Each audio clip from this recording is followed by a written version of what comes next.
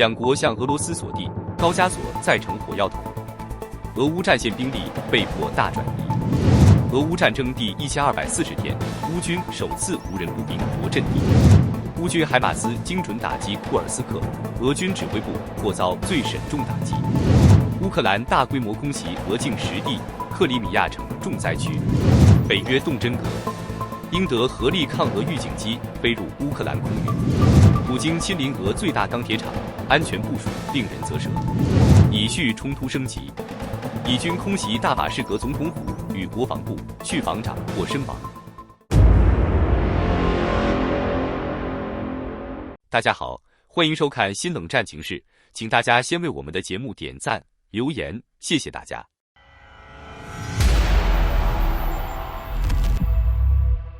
据多家媒体报道，莫斯科近期从乌克兰前线抽调2个师、3个旅，共计 4.5 万人，紧急部署至达吉斯坦、车臣与亚美尼亚边境的军事基地。这一动作引发外界高度关注，在前线战事焦灼之际，俄罗斯为何要将本就紧张的兵力调往高加索？原因只有一个，高加索局势比乌克兰前线更为紧迫。据悉，亚塞拜然与亚美尼亚已公开对北高加索地区车臣和达吉斯坦提出领土主权要求。是的，你莫听错，这2个南高加索小国正在公然向俄罗斯索要领土。在俄乌战争爆发前，这种情形简直不可想象。尤其是亚塞拜然明确指出，前苏联解体时的领土划分存在历史分配不公、不均。对于一向视领土为国本的俄罗斯而言，这无疑是极具挑衅性的要求。7月14日，俄罗斯总统普京主持召开联邦安全会议，克里姆林宫宣布将从乌克兰战场再抽调 4.5 万人返回高加索，强化对该地区的军事掌控与威慑。但问题来了，这一批部队能形成真正的威慑力吗？答案恐怕并不乐观。一支3年多时间尚未彻底拿下乌东2州的军队，何以在高加索各国面前树立威信？不少网友提及乌东4州的说法，其实早在2014年，顿涅茨克与卢甘斯克就已被俄罗斯吞并，当前战事焦点主要在赫尔松与扎波罗热。更关键的是，即使俄军在高加索驻军达到8万人，这一兵力依然显得捉襟见肘。看看周边国家的兵力配置，亚塞拜然现役军力 6.8 万人，预备役高达33万，战时可动员40万。亚美尼亚现役 5.2 万人，战时可投入30万人。乔治亚现役 4.5 万人，战时可动员18万。车臣地区的正规部队加民兵也有10万人。而作为北约第2强国的土耳其，更是具备单独抗衡俄罗斯的军事能力。换句话说，8万俄军不仅无法震慑这些国家，连对车臣也难以构成压制。与此同时，俄军从乌克兰抽调兵力所留下的战线空白又如何填补？据知情人士透露，俄外长拉夫罗夫于7月11日至13日再次访问朝鲜，期间双方敲定新一轮军事合作协议。朝方在原本计划派遣 3.5 万人基础上，再增派 2.5 万人，共计6万人支援俄乌前线。这还不包括此前已派驻库尔斯克战线的 1.8 万兵力。然而，局势发展远未止步于此。7月12日，亚塞拜然、亚美尼亚、乔治亚与土耳其正式宣布组建南高加索联盟，并着手建立联合作战指挥中心。土耳其已在亚塞拜然设立空军基地，并与乔治亚商讨驻军计划，未来还可能进入亚美尼亚驻军。更令人震惊的是，亚塞拜然总统阿利耶夫已2次强硬警告莫斯科，不得对其采取任何军事行动，否则阿方将不惜一战。阿军高层更表态，已为与俄军爆发全面战争做好准备。据土耳其与以色列军事专家评估，亚塞拜然确实具备击败当前泥足深陷的俄军的可能性。高加索地区多山地形，限制俄军机械化部队的发挥，战斗极可能演变为消耗战与拉锯战。即使俄军投入10个师，也难以取得战略优势。而在土耳其与以色列提供的情报、后勤支持下，阿军在战场感知与资源调度方面占据明显优势。从经济层面看，亚塞拜然还获得了欧盟的坚定支持。2024年，阿方对欧洲天然气供应占比已达 12%， 成为欧洲摆脱俄罗斯能源依赖的关键合作国。可以说，在土耳其的强力支持与西方背书下，高加索国家正积极筹谋下一场区域革命。而亚塞拜然的诉求极为明确，索回北高加索地区达吉斯坦与车臣的土地，打造大高加索联盟。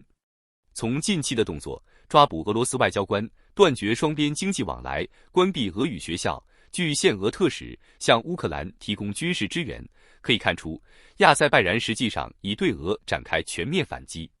高加索的火药味正在迅速蔓延，而俄罗斯能否稳住这第二条战线，关乎其未来存亡。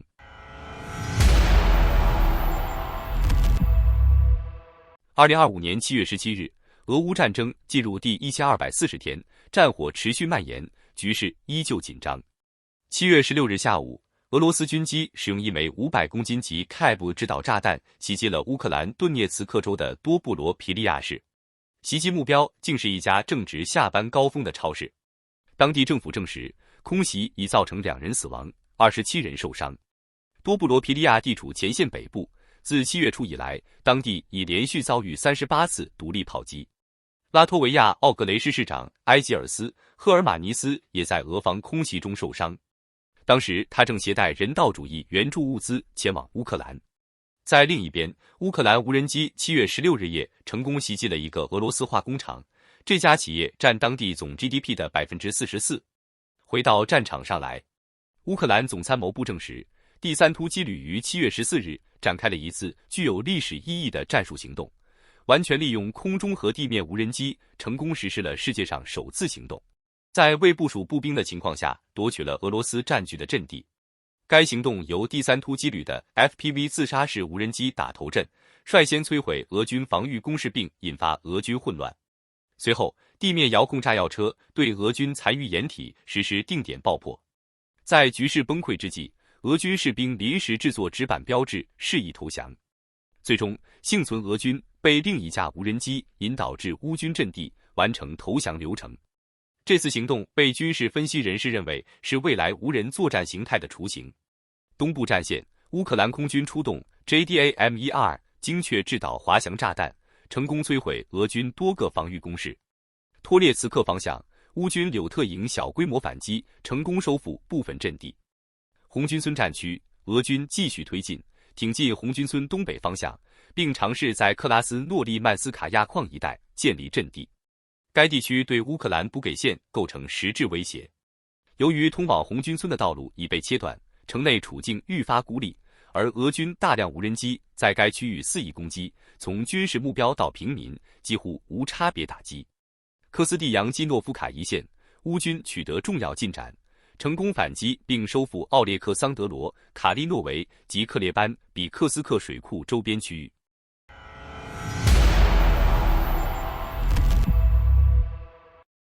近日，乌克兰对库尔斯克地区展开了自战争以来最密集的空地打击行动，几乎没有间歇地发动攻势，目标直指俄军的火炮阵地与指挥核心。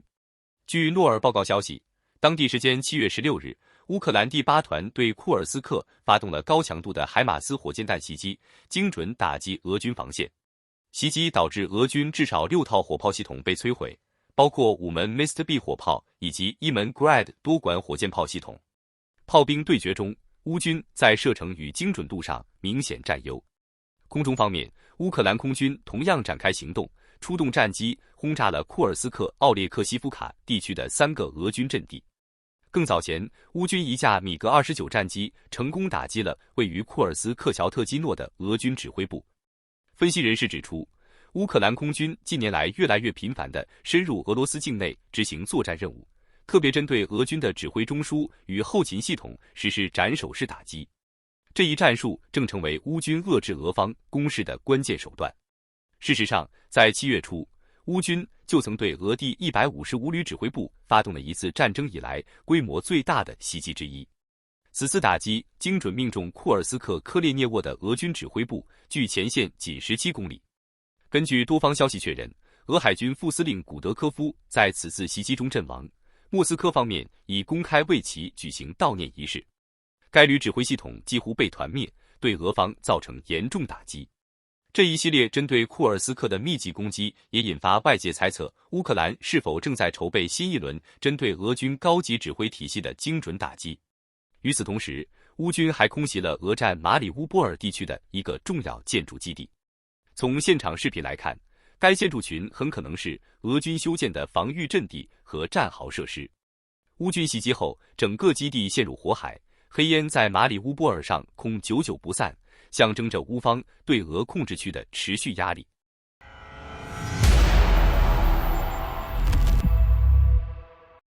在基辅等城市遭遇俄军导弹袭击后，乌克兰迅速展开报复性反击，空袭行动波及俄控克里米亚及俄本土10多个地区，形成近来最大规模之一的空中打击波。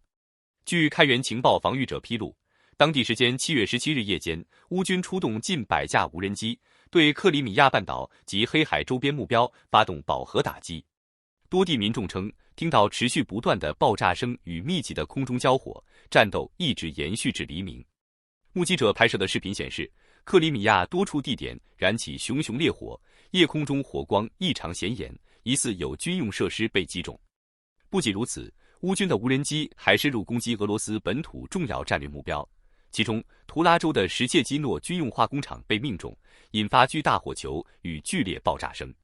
值得注意的是，该化工厂几乎支撑该地区44%的 GDP， 是俄军关键的军事工业资产之一。同时，布良斯克、沃罗涅日、斯莫棱斯克及莫斯科州等多地也报告了空袭事件，整个袭击波覆盖于10个区域，作战纵深前所未见。俄罗斯国防部当日证实，一共击落了122架乌克兰无人机，但并未正面回应是否有目标受损或发生火灾，仅简单声明情况已得到控制。此次空袭是近2周以来乌军对俄境内最大规模的空中作战，显示其无人机部队的制造能力与作战效率已显著提升。特别是对莫斯科及周边的持续袭扰，已经成为2025年战事的新常态，突破了俄方原有防线的心理底线。与此同时，乌军在东部前线亦展开攻势。在顿涅茨克地区，乌克兰空军出动投掷2枚 JDAM-12滑翔炸弹，精准命中俄军防御工事，爆炸后现场腾起浓烟，目标疑似被完全摧毁。在科斯特扬季尼夫卡方向，乌克兰柳特突击旅与特种部队协同作战，成功攻占俄军阵地，歼灭多个冲锋小组，并俘虏1名俄军军官，表明乌军地面部队同样维持高度攻势节奏。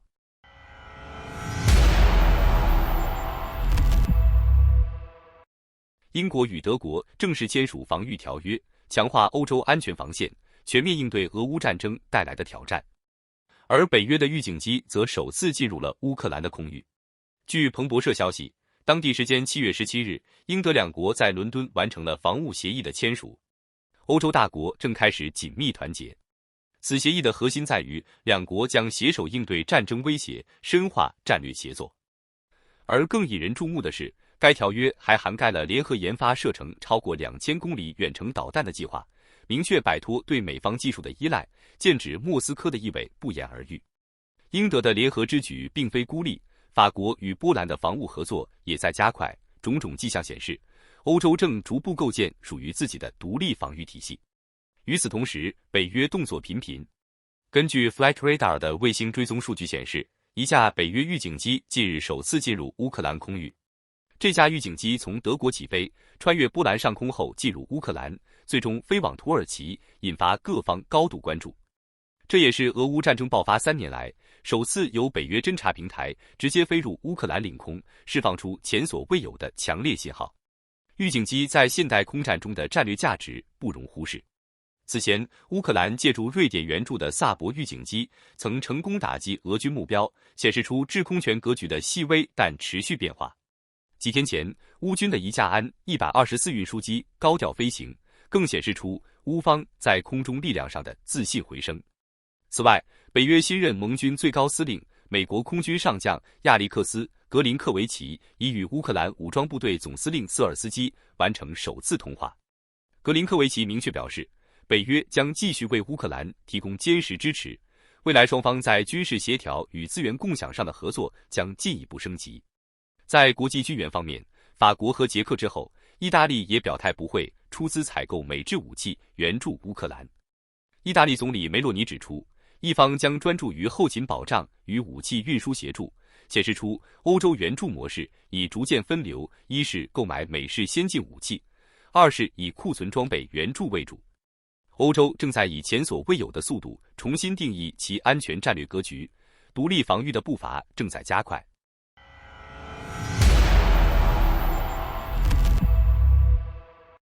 在美国表示将对俄罗斯施加史无前例的制裁后，俄罗斯总统普京首次现身，公开行程备受瞩目。最新消息，普京视察了俄罗斯最大的马格尼托戈尔斯克钢铁工厂。据多家俄媒披露，当地时间7月16日，普京飞抵车里亚宾斯克州，随后前往位于马格尼托戈尔斯克的钢铁厂进行视察。这座工厂是俄罗斯规模最大的钢铁生产基地之一，素有工业心脏之称。尤其是他参观的12号焦炉，被官方称为俄境内产能最降的焦炉设备，战略意义不言而喻。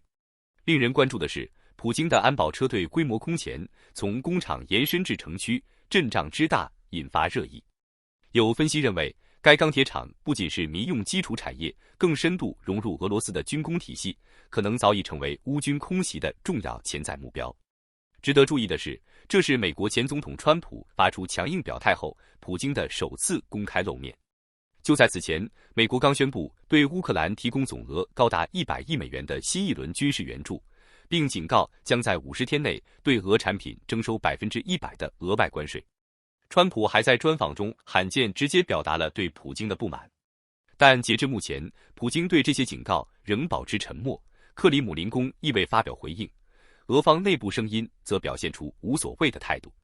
此外，莫斯科时报透露，俄罗斯已取消原定于8月11日至14日举行的2025年度国防装备展。这项展览自2015年起每年举办，通常是俄方展示其先进武器的重要平台。此次突然喊停，被认为是俄方在战场上装备损耗严重的间接佐证。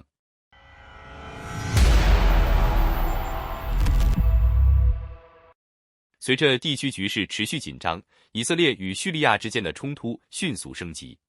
7月16日，以色列空军对叙利亚首都大马士革发起猛烈空袭，目标直指总统府与国防部大楼。据耶路撒冷邮报报道，导弹精准击中了大马士革核心军事设施，导致多处建筑起火，浓烟滚滚。现场画面令人震撼。一段电视直播中，叙利亚女主播正在播报当前战况，背后的大楼突然被导弹命中，爆炸声震耳欲聋，主播仓皇撤离。类似场景曾在以军空袭伊朗期间出现，如今再度上演，震惊全球媒体。更引发关注的是，叙利亚防长马尔赫夫·卡斯拉据称在袭击中身亡，尽管叙官方尚未证实，但已有多方消息源暗示伤亡严重。此外，当晚以色列还对拉塔基亚军事基地发动空袭，该地长期驻有俄罗斯军事力量，意味着此次行动或牵动更广泛的地区力量。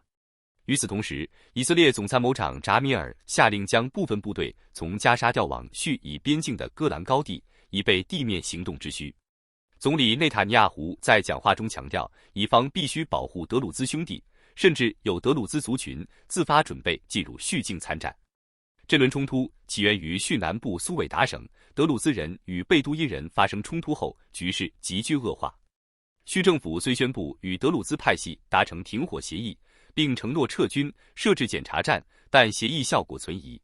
叙境内部分强硬派并不认可让步行为，国内冲突并未完全停止。当前，叙利亚内部矛盾叠加以色列军事介入，局势正向全面升级的方向发展。以军是否将正式跨境发动地面行动，将成为接下来观察的关键点。好的，感谢您一口气看到最后了，这是对我们最大的鼓励和支持。要看最全面、最及时准确的战场热点报道更新，就请每日锁定新冷战情势。如果您喜欢我们的节目，也请您点赞、留言、订阅，把视频分享出去，让更多的人看到这个节目。想要赞助我们的朋友，可以打开超级感谢打赏赞助，帮助我们能持续做出更多好节目。谢谢大家。